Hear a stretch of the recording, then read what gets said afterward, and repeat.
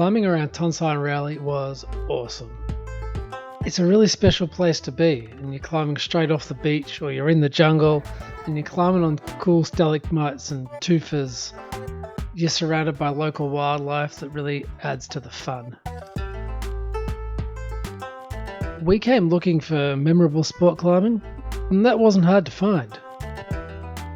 If we came back though, there are a few things that I would do differently. Things to do: avoid the heat and be better prepared. As a reminder to myself and a heads up to you, here are some of the lessons from our trip.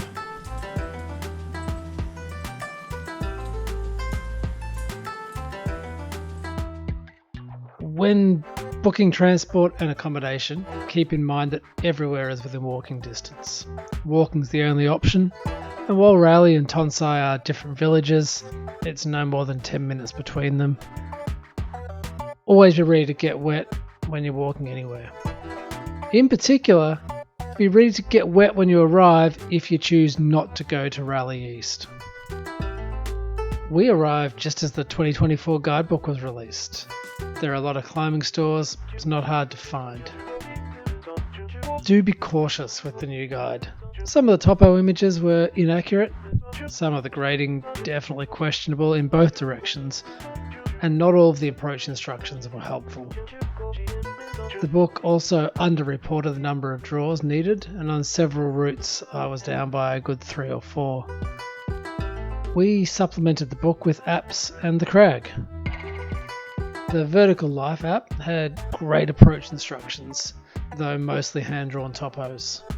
The All Climb app had great photo topos, but I couldn't find any approach instructions. Both apps had a live map that showed your location and the crags, and both got that wrong sometimes. The Crag was great for checking if others found the route you were looking for and to confirm some of the details. The Crag does use some different route names to the guidebook, including naming routes that the guidebook calls unnamed. The book is still the best way to go for the current bolt replacement status. You can hire gear from local shops, though be careful. There were some sketchy looking ropes on offer and we were glad to have packed our own stuff. There's a big project underway to replace the stainless steel bolts with titanium. The latest guidebook gives the latest bolting status and warns against routes still equipped with unreliable bolts. Rather than bolts, many of the routes are protected with rope running through threads. The guide refers to these as slings, listing the number of bolts and the number of slings. Fixed anchors are also rope rather than chain and terminate in a large titanium ring. Some of the fixed ropes are in poor condition, and it was pretty difficult to assess that until you were clipping it and feeling unhappy.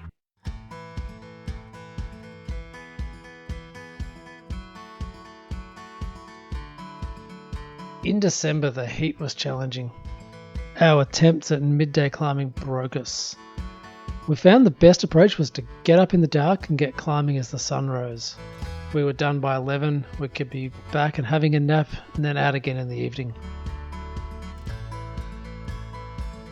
Checking the tide times is also vital, not only for beach crags, but for the crags that are accessed via a beach. When the rain came, it really came with force. However, Google Weather was impressively accurate with the expected time of the rain. Check that at the start of the day.